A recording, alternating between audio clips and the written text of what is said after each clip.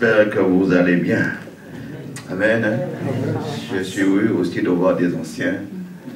Et quand on voit les anciens dans la maison du Seigneur, c'est bon signe.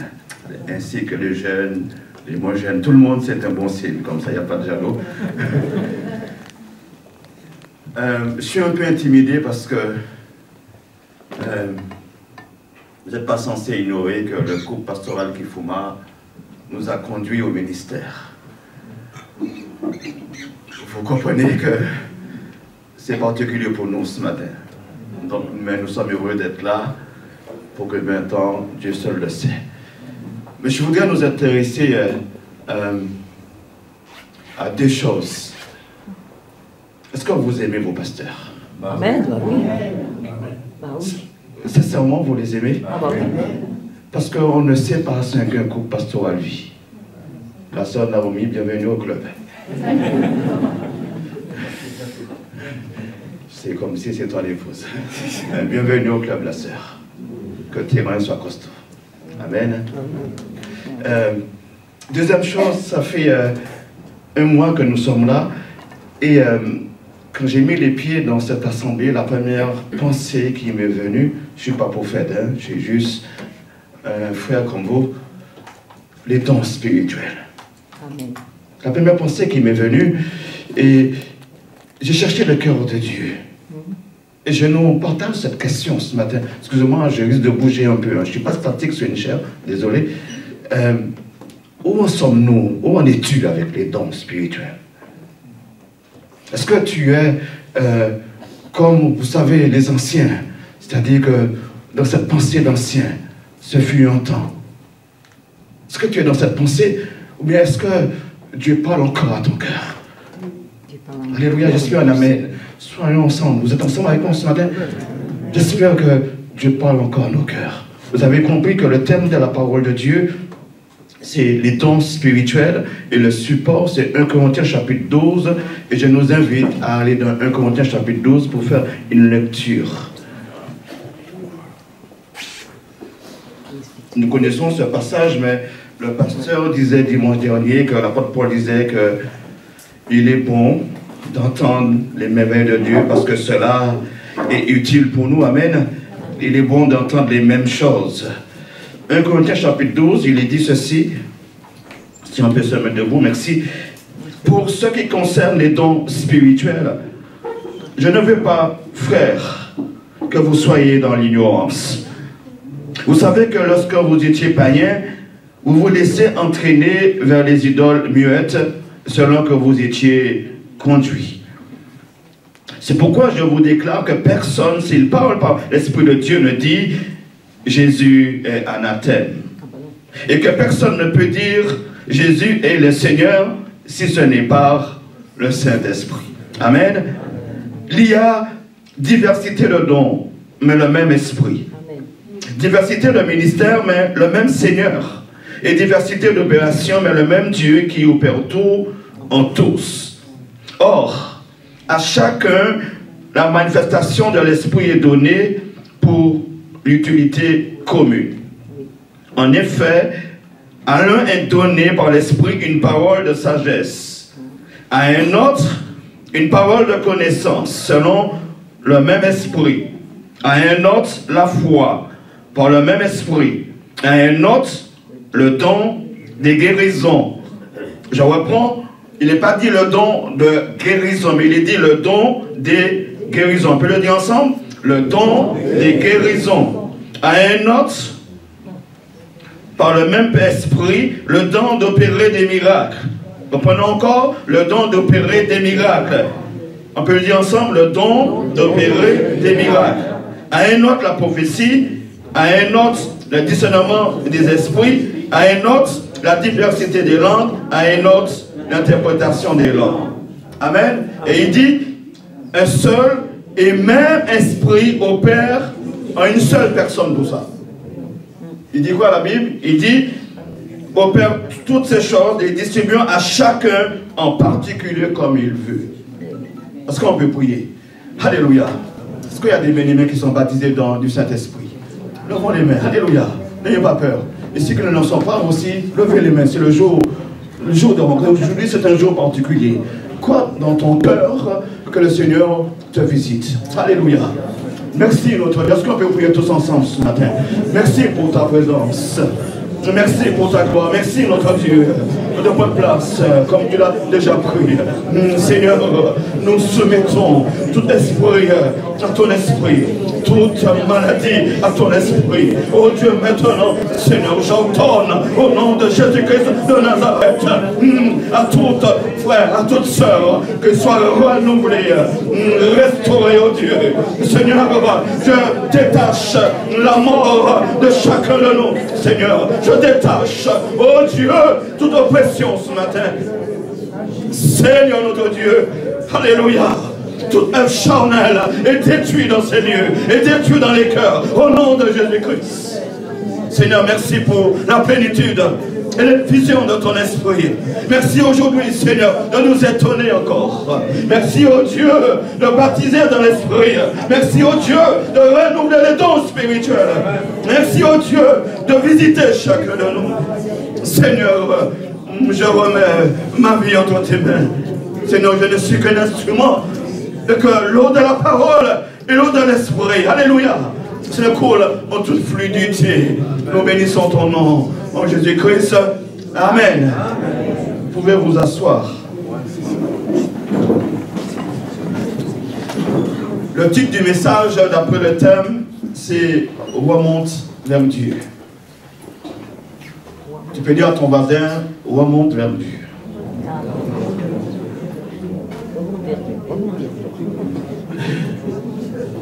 Je voudrais commencer par un témoignage. Ce n'est pas de mes habitudes. Je me rappelle que je peux dire dans cette assemblée, dans la première assemblée, pour quelques anciens qui peut-être nous se rappellent, nous étions à 4 qui passaient par le baptême. Et il y avait moi, mon épouse et 2 autres sœurs. Et nous avons, écoutez bien, nous ne sommes pas passés par l'entretien habituel dans les églises. Nous ne sommes pas passés par les cours des baptêmes. On avait tellement soif de la présence de Dieu qu'on se réunissait à 4. Et nous, chacun de nous à tour de rôle, je crois, je ne m'appelle plus du jour de la semaine, mais on lisait un passage, et pour ne pas transformer la parole de Dieu, on priait.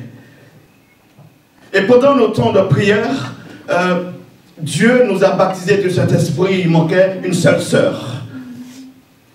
Et on n'a rien dit à l'homme de Dieu à ce moment-là, parce qu'on avait compris que l'Église passait des moments difficiles. Et l'homme de Dieu apprend que nous prions, et il vient nous voir. Et on dit, mais nous on ne savait pas, vous savez, on est jeunes, et on est baptisés de l'Esprit, et on a le feu de Dieu. Et on dit à l'homme de Dieu, si tu ne nous baptises pas, on se baptise tout seul. Et lui, il dit, mais il faut qu'il réfléchisse. Mais il prie et il revient nous voir, mais on continue à se réunir ensemble. Il nous dit, peut-on refuser le baptême d'eau à ceux qui sont baptisés du Saint-Esprit? Pour nous dire qu'on a été baptisé du Saint-Esprit avant le baptême d'eau. Mais parce qu'on avait faim et soif de la parole de Dieu, mes bien-aimés. Et pendant ces moments, on était en prière. On priait jour, matin et nuit, en tout le temps. Et le Seigneur nous réveillait tous la nuit. Est-ce qu'aujourd'hui, l'Esprit de Dieu a cette possibilité de te réveiller encore? Oui, bien sûr. Si. Maintenant, on est plus vieux. Alléluia. Et l'homme de Dieu annonce à l'église qu'il y a 4 personnes qui ne peuvent pas refuser le baptême.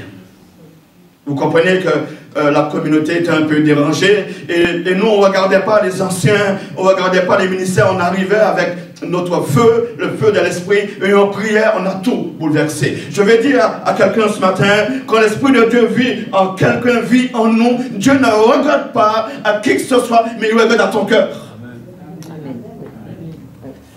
Et quand Dieu trouve un cœur qui est capable de recevoir son esprit, de recevoir sa parole, à ce moment-là, Dieu s'exprime. Aujourd'hui, Dieu a du mal de s'exprimer dans nos cœurs.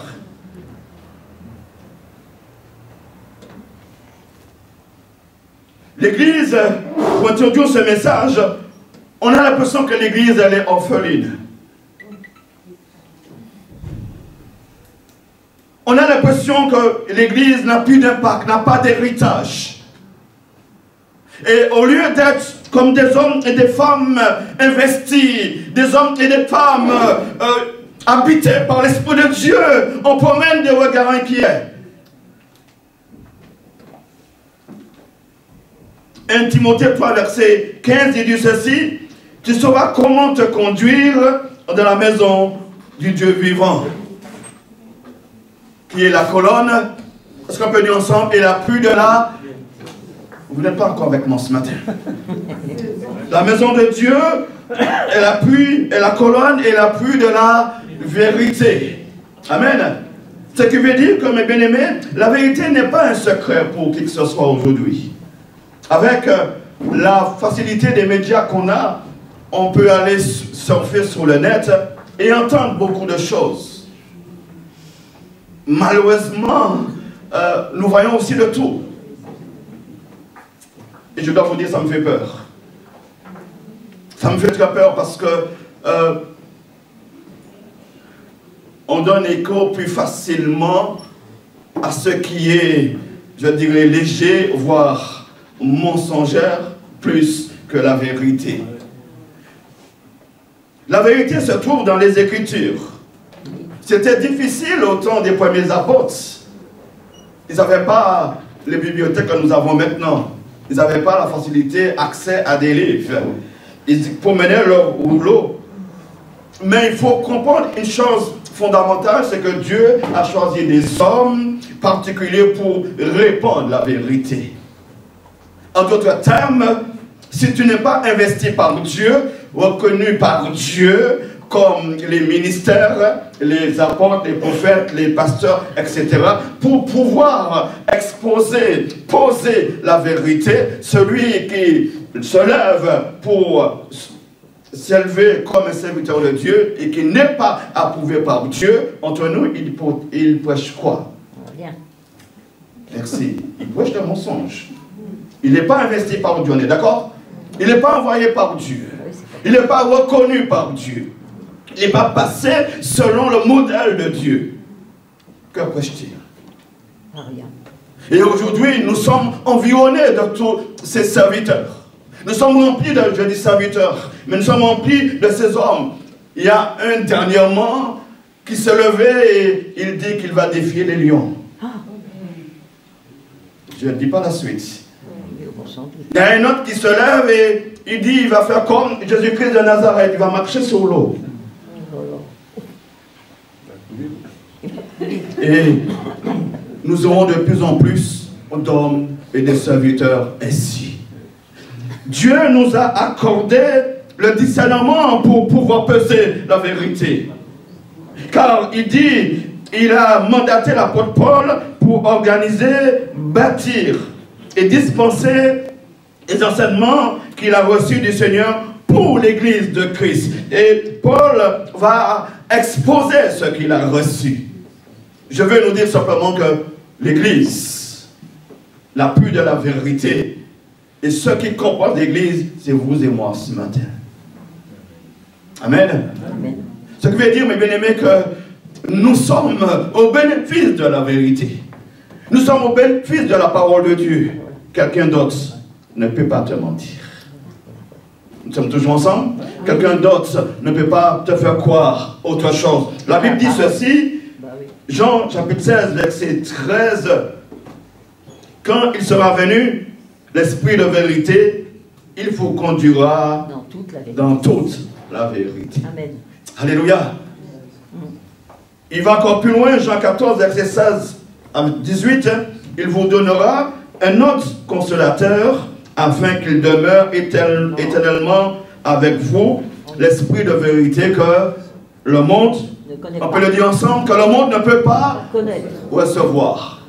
Le monde ne peut pas recevoir la vérité. Le monde ne peut pas être contact de la vérité. Et pourtant, je disais que la vérité, la parole de Dieu se trouve dans les Écritures.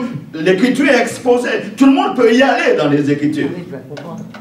Mais nous avançons ensemble. Mais il dit encore, parce que Le monde ne le voit point. Le monde ne connaît pas. Nous entendons ce matin, comment peut-on voir l'esprit? On le ressent. Comment peut-on connaître l'esprit? Alors que le monde ne peut pas recevoir l'esprit. Le monde ne peut pas connaître l'esprit. Alors que nous, qui sommes dans la vérité, nous connaissons et nous voyons la puissance de l'esprit. Ces deux mots, ce sont comme deux unités qui nous placent dans notre position de croyants. Frère, mon frère et ma soeur, les petits-enfants, les jeunes hommes, les jeunes femmes, les pères et les mères, dans la parole de Dieu, au contact de la vérité, c'est quand Dieu parle. On est toujours ensemble? Oui. On sait quand Dieu nous parle. Alléluia. On sait quand Dieu se révèle à nos cœurs. Alléluia. On sait quand c'est la parole de Dieu. Le Messie dit ceci, mes brebis connaissent ma voix. Non seulement nous connaissons la voix du Seigneur, nous entendons sa voix. Tu ne peux pas entendre la voix du Seigneur, même dans le couple, hein? Tu ne peux pas entendre la voix du Seigneur comme ton frère entend la voix du Seigneur. Tu ne peux pas entendre la voix du Seigneur comme ton épouse ou ta soeur à côté de toi entend la voix du Seigneur. Nous n'avons pas la même sensibilité. Je sais quand Dieu parle à mon cœur. Alléluia. Tu sais quand Dieu parle à ton cœur. Tu sais quand Dieu se révèle à ton cœur. Est-ce que vous êtes avec moi ce matin? Amen. Et aujourd'hui, mes bien-aimés, je fais une petite historicité. Il y a quelques années en arrière, si on prend le culte, il y a quelques années en arrière, il n'y avait pas autant d'instruments comme maintenant. Et on arrivait à prier. On arrivait à louer le Seigneur. On arrivait à entendre la voix de Dieu. Qu'est-ce qui s'est passé? Ça fait 25 ans qu'on est dans la foi. Qu'est-ce qui s'est passé, je dirais, en 2000 et en 2025? Dans l'espace-temps, qu'est-ce qui s'est passé dans nos cœurs qu'aujourd'hui, nous n'entendons plus la voix de Dieu? Excusez-moi de nous interpeller ce matin. Je dis, nous n'entendons plus la voix de Dieu. Qu'est-ce qui s'est passé dans cet espace-temps? La parole a été mise en pratique. Manque de consécration. Voilà. Merci. Alléluia. C'est à chacun de nous de faire notre propre, je dirais, rétrospective de nos vies. Premier point que nous entamons, où en es-tu spirituellement? Où en es-tu, je dirais spirituellement, où en es-tu avec Dieu? Où en es-tu en ce qui concerne l'héritage du Seigneur? Nous sommes arrivés dans un degré spirituel tellement bas, frère, qu'il nous faut un prophète, il nous faut une prophétesse, il nous faut un temps de prière pour revenir vers Dieu. Nous sommes tombés tellement bas spirituellement qu'aujourd'hui, un homme baptisé dans l'esprit devient, je dirais, comme un miracle. Mais je dis, c'est normal qu'un homme soit baptisé dans l'esprit de Dieu. C'est normal quand tu pries pour quelqu'un, que cette personne soit guérie. Oh, il n'y a personne avec moi ce matin. Alléluia. Je dis, c'est normal quand, moi je dis, c'est surnaturellement et naturellement possible quand tu pries pour un homme ou une femme dans ce monde, dans ton travail, qu'il soit délivré. Est-ce que quelqu'un est encore avec moi ce matin? Bien-aimé, excusez-moi, mais quand Dieu, oui. Seigneur, quand Dieu vient parler à ton cœur, qu'il soit minuit, 1h du matin, 2h du matin, on vit quelque chose de particulier. Le lendemain matin, on se réveille, on n'est pas fatigué.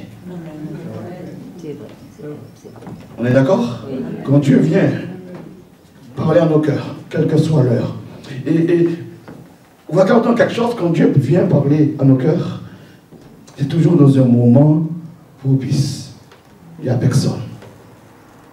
Parfois, Dieu se révèle dans la communauté, Dieu se révèle dans la foule. Mais quand Dieu parle, c'est fait de manière à ce que toi, tu puisses l'entendre. Spirituellement, aujourd'hui, nous sommes plus dans l'intimité avec Dieu. Dans Éphésiens chapitre 3, versets 1 à 7, l'homme de Dieu dit ceci, c'est par révélation que j'ai eu connaissance du mystère. Et il ajoute que je viens d'écrire. On peut dire que l'homme de Dieu, il est en train de s'enorgueillir. Mais l'apôtre Paul n'est pas dans cet état d'esprit. Il va encore beaucoup plus loin que ça n'a pas été révélé dans le passé, mais ça a été révélé aux apôtres et prophètes. Dans la première église, l'église avait besoin de l'enseignement des apôtres et de l'autorité des prophètes. Parce que le péché ne pouvait pas s'introduire dans la maison de Dieu. Notre état d'esprit, notre chair n'avait pas sa place.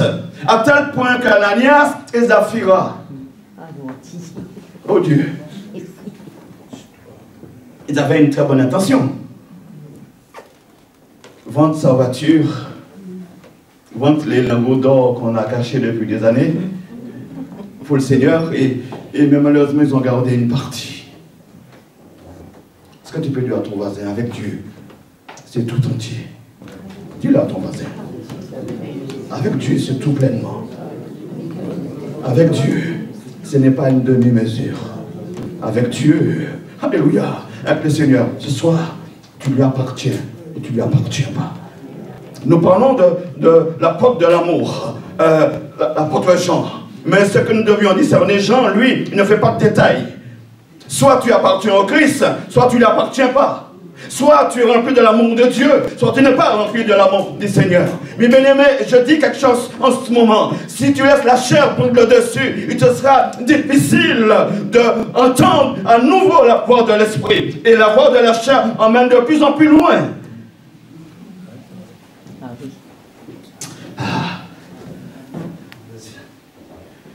Est-ce que le sacrifice du Messie, Jésus-Christ, arrive encore à réveiller notre intelligence, notre mémoire, notre volonté? En théologie, quand on parle d'intelligence, volonté et mémoire, on parle de l'âme. Je referme la parenthèse.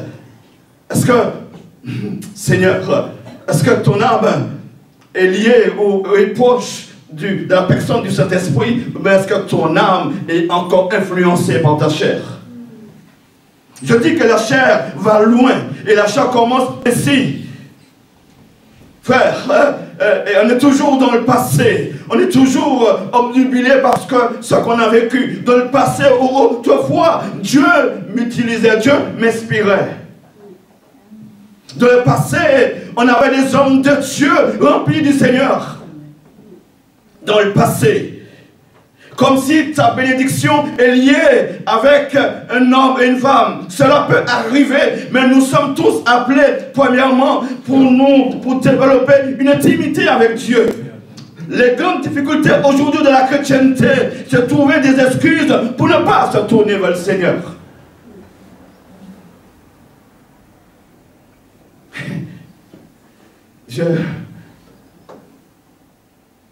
Vous savez, les temps et les circonstances ont changé.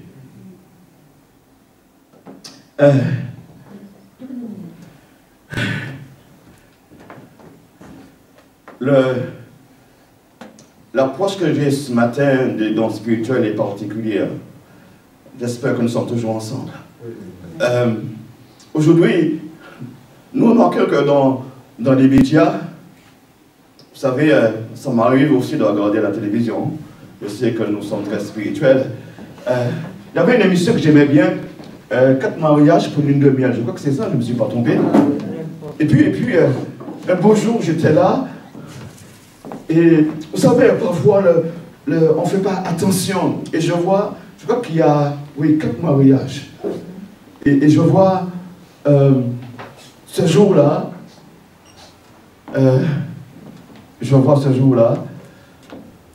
deux personnes de même nature qui se marient. Mais normal, quoi. Et ce qui est défini, ils s'aiment. C'est marqué dans la Bible, ça. Ils s'aiment. Mais au fait, quand ça passe dans les médias, afin que tout le monde puisse le voir. Mais nous, la chrétienté d'aujourd'hui, elle a un gros souci. Écoutez, le monde, aujourd'hui, veut démontrer que la parole de Dieu s'attaque à tout. La parole de Dieu reste et demeure la parole de Dieu. Alléluia. Dieu, en Dieu, il n'y a pas d'ombre de variation. Dieu ne change pas. Non. Alléluia. Dieu, je dis que Dieu ne change pas.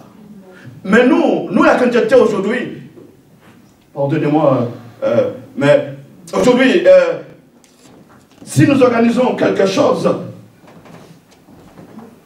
par exemple à l'église du Seigneur, nous organisons une fête, nous allons toujours trouver quelqu'un qui va vouloir faire comme le monde.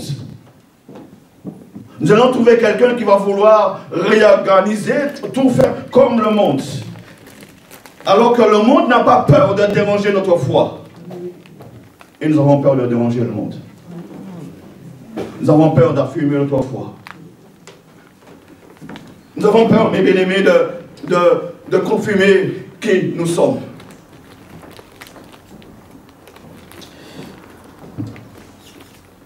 Il est une histoire que je voudrais relater. Deux hommes dans la maison de Dieu. Le souverain sacrificateur Élie et le jeune Samuel. Le souverain sacrificateur, bien sûr, son ministère consistait à emmener le peuple de Dieu dans la présence du Seigneur, mais il avait autre chose. Il devait chaque année rentrer dans le temple et offrir et prier pour le peuple, pour le péché du peuple et pour son propre péché. Donc, il avait sur ses épaules un ministère assez lourd. Oui. Naturellement, il connaît Dieu. Amen. On est d'accord? Naturellement, il entend le Seigneur. Naturellement, il est capable de transmettre et de conseiller à celui qui est à côté de lui comment Dieu, alléluia, comment Dieu parle. À minuit, Samuel se lève. Il dit, je paraphrase, hein, Père Élie, tu m'as appelé. Il répond, non, va te coucher, je ne t'ai pas appelé. À 1h du matin, le jeune Samuel se lève encore, une deuxième fois. Il dit, Père Élie, tu m'as appelé.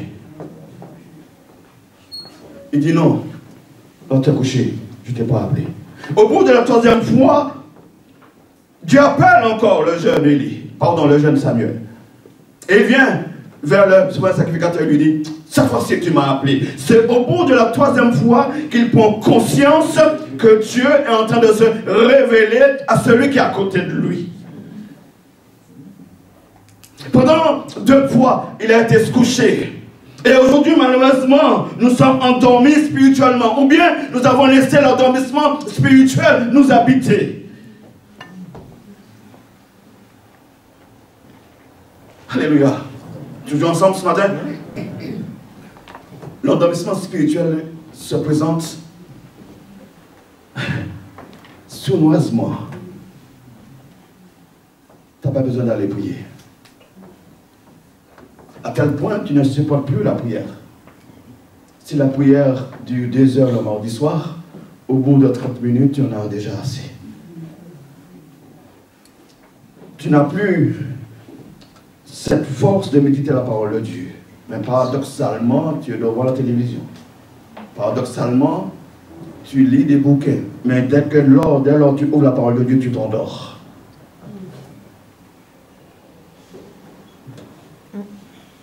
Le souverain sacrificateur retourne se coucher. Parce que il avait un poids sur ses épaules. Premièrement, il devait transmettre la vérité à ses fils.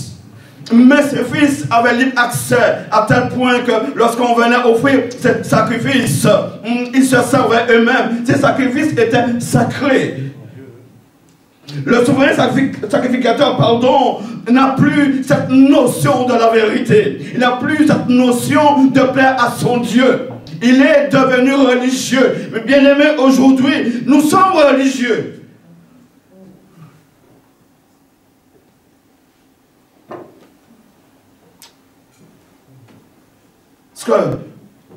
Est-ce qu'on peut revenir?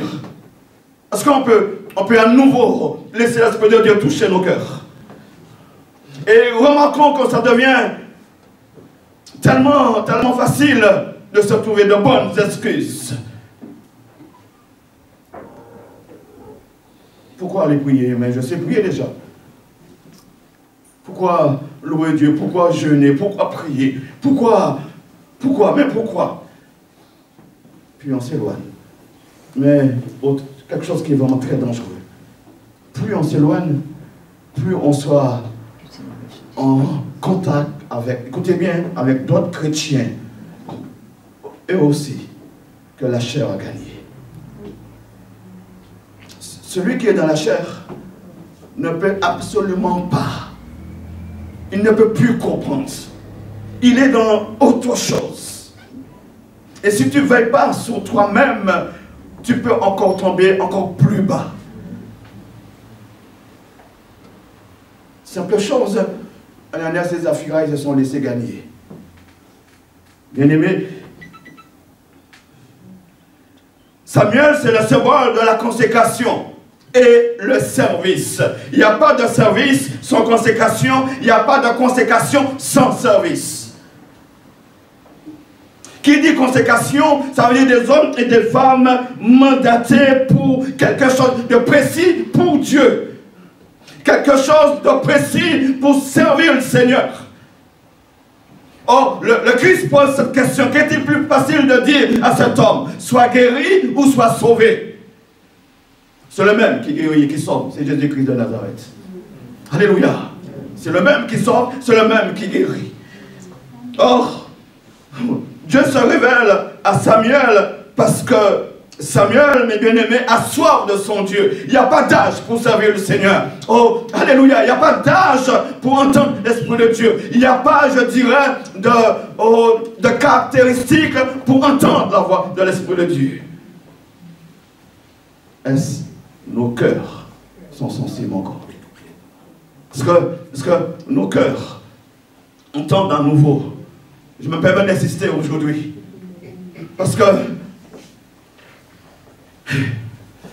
j'ouvre une parenthèse et je vais la refermer. Mais nous sommes dans des temps tellement difficiles. Discernons que nous sommes dans des temps où le pécheur n'a pas peur de dire qu'il est pécheur. Où celui qui est dans l'iniquité n'a pas peur de dire. Et nous allons discerner encore que l'iniquité va rentrer, mais d'une manière, va entrer dans l'église. Ah, mes bien-aimés, c'est pas parce que quelqu'un s'exprime bien, c'est pas parce que quelqu'un est revêtu correctement que forcément l'Esprit de Dieu habite en lui. C'est pas parce que quelqu'un se dit de Dieu que Dieu est avec lui. Celui qui est de Dieu, alléluia, il reflète et il transmet, alléluia, la parole de Dieu, il transmet le cœur de Dieu.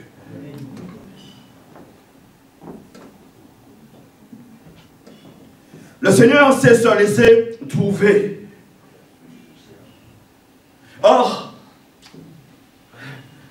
cette promesse, et je me suis toujours posé la question, vous savez, en Israël, il y avait des scribes, il y avait des pharisiens, il y avait des hommes qui connaissaient bien sûr les Écritures.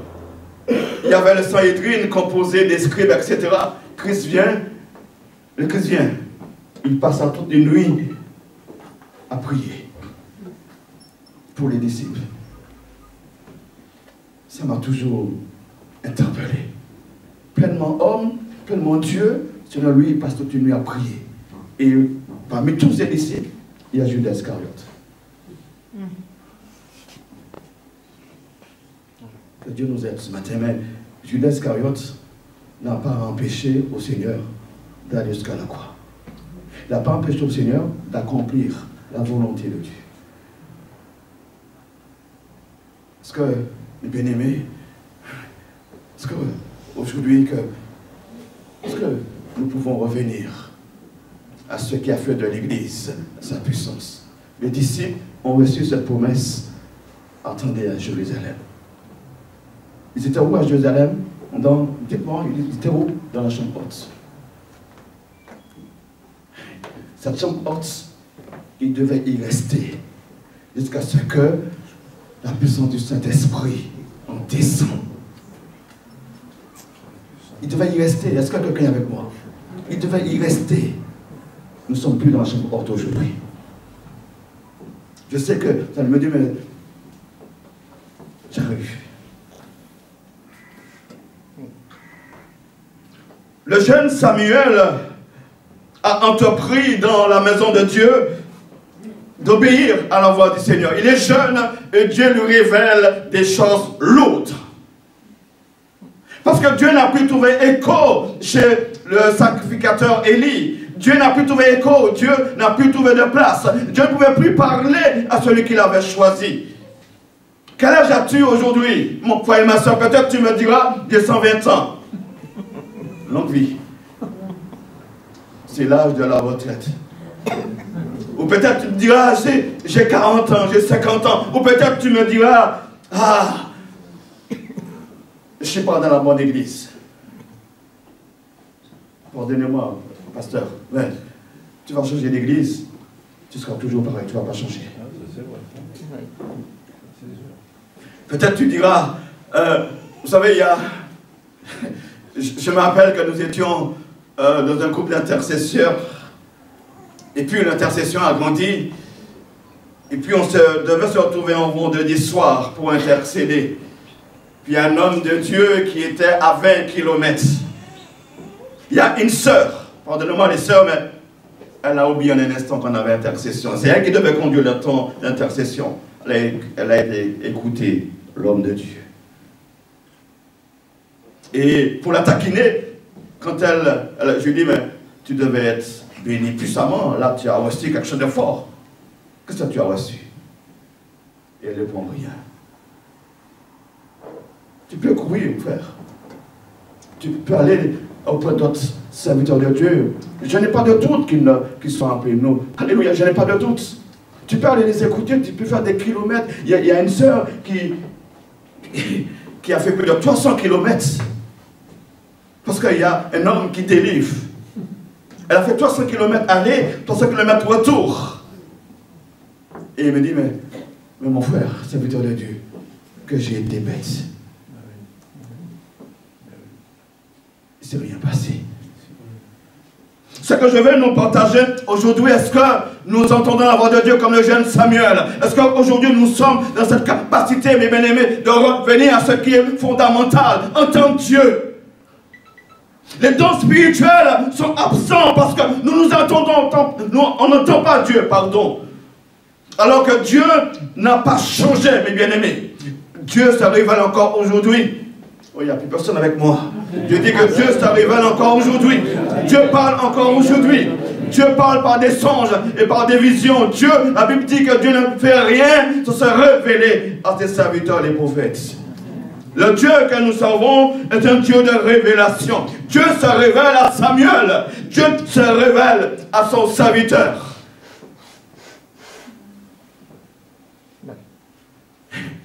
Il y a le premier ministre qui sort de la Syrie. Il sort de loin.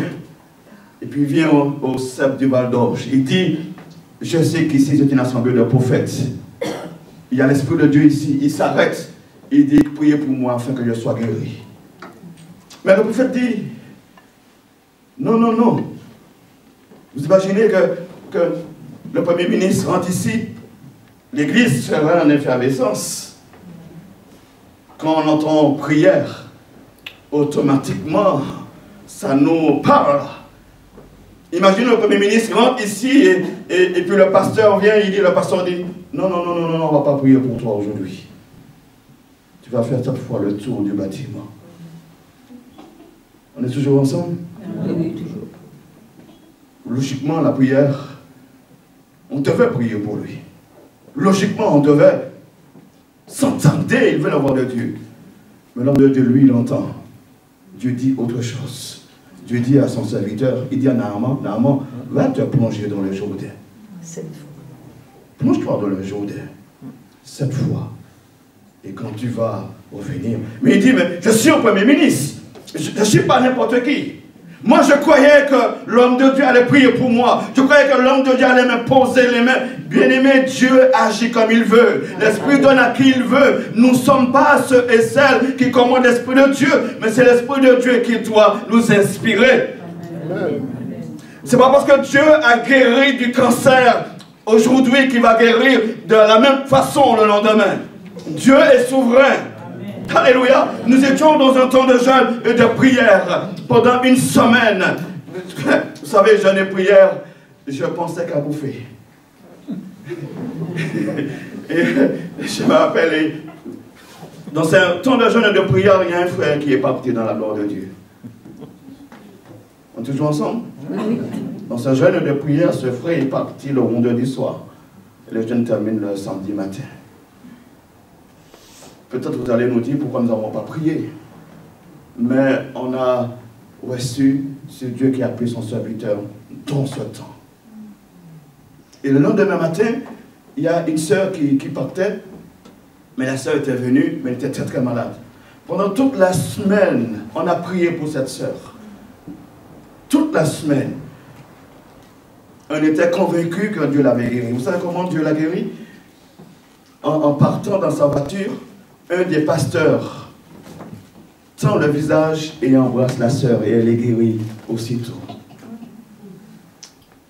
Est-ce que nous sommes vraiment le temple du Saint-Esprit? Alléluia. Nous avons vu des guérisons. J'aime pas trop parler de ma personne, mais nous étions dans une veillée de prière et je constate qu'une jeune sœur, très jeune, j'étais avec mon épouse, elle vient, elle me bouscule, elle ne me dit pas bonjour. Et elle dit bonjour à mon épouse. Elle dit, c'est un peu bizarre. J'étais invité encore 15 jours plus tard dans cette veillée de prière. La même chose se produit. Elle ne me dit pas bonjour la sœur. Et là, je commence à m'inquiéter. Je vais voir mon épouse, je lui dis, est-ce que je suis toujours un beau gosse? Est-ce que tu es toujours un beau garçon? Parce que c'est un peu bizarre. Elle te dit bonjour, elle ne me dit pas bonjour. Et je ne sais pas ce qui se passe, mais je me mets à prier. C'est un peu bizarre cette histoire. Et dans la semaine, cette jeune femme m'appelle. Elle me dit, vous ressemblez à mon père. Et mon père nous a fait tous les sales coups. Vous comprenez? Et je dis, on va prier ensemble. Et c'est les a pleuré. Il dit, maintenant on va demander pardon.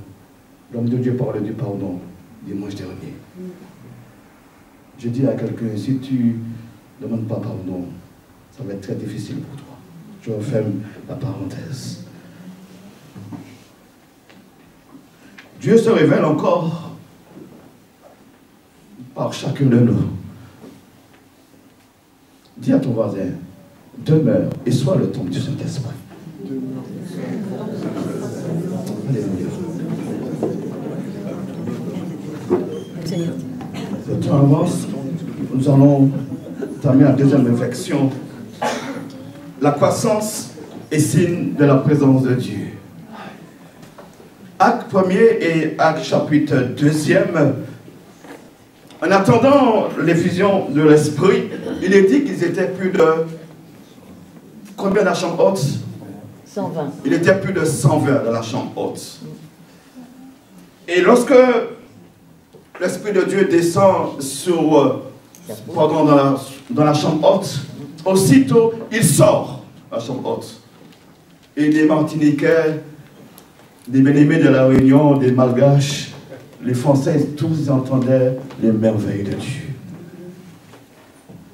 Aussitôt Dieu a placé ses fils et ses filles, ce qu'on appelle de la croissance. Là, il n'y a pas de croissance spirituelle, Dieu n'est pas présent. Si tu ne grandis pas spirituellement, c'est que Dieu n'est pas présent dans ta vie. Je le répète, si tu ne grandis pas spirituellement, Dieu n'est pas présent. Alors comment grandir spirituellement? Celui qui grandit spirituellement, c'est celui qui vraiment et dans la présence du Seigneur, il est dit que les hommes sont venus adorer à Jérusalem, et à Jérusalem, ils ont entendu les merveilles divines de leur propre langue d'une manière surnaturelle. Celui qui grandit spirituellement sort, si on peut parler ainsi, du degré naturel et rentre dans le degré surnaturel. L'homme ne peut pas entrer dans le surnaturel par lui-même. C'est pour cela que les premiers disciples ont été visités et revêtus, remplis du Saint-Esprit. Il y a une dimension entre être rempli et être revêtu. Amen. Nous sommes remplis de l'Esprit, c'est le signe intérieur. Mais nous avons besoin du signe extérieur, c'est d'être revêtu du Saint-Esprit. Et aussitôt, l'une des choses vraiment très très profondes, c'est la manifestation du Saint-Esprit. Je crois que, je vais conclure par ce message, je crois que,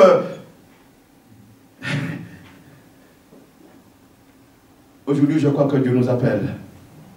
Il y a des bien-aimés qui sont dans les dons d'inspiration, bien-aimés qui étaient dans la prophétie, qui prophétisaient, qui parlaient la langue des anges, le don d'interprétation. Aujourd'hui Dieu te cherche. Amen. Aujourd'hui, Dieu nous cherche. Reviens aux dons d'inspiration. C'est par les dons d'inspiration qu'ils ont entendu les merveilles de Dieu.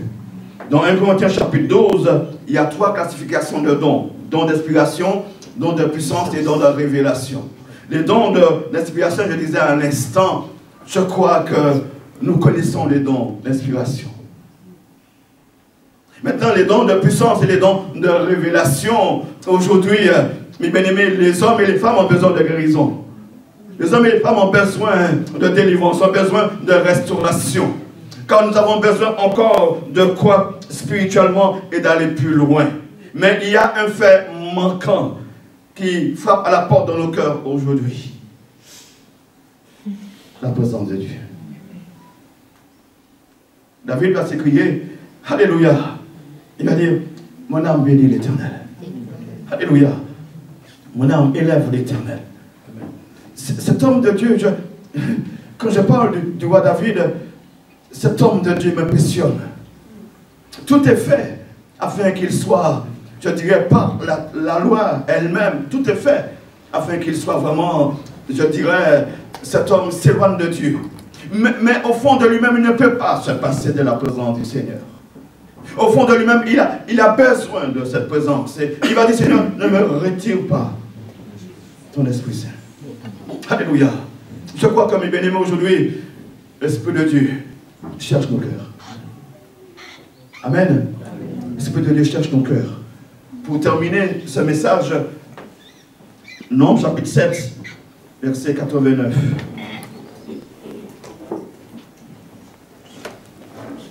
Il est dit, lorsque Moïse entrait dans la tente d'assignation pour parler avec l'Éternel, il entendait la voix qui lui parlait du haut du propitiatoire placé sous l'arche de témoignage entre les 2 chérubins, et il parlait avec l'Éternel. Amen. Alléluia. On peut se mettre debout.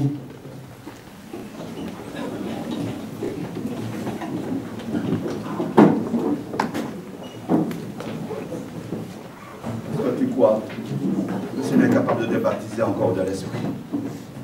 Alléluia. Est-ce que tu veux être baptisé de cet Esprit ce matin? Alléluia. Est-ce que tu veux être renouvelé du Saint-Esprit? Alléluia. Alléluia. Nous sommes dans un temps où les hommes et les femmes ont soif du Seigneur. Alléluia.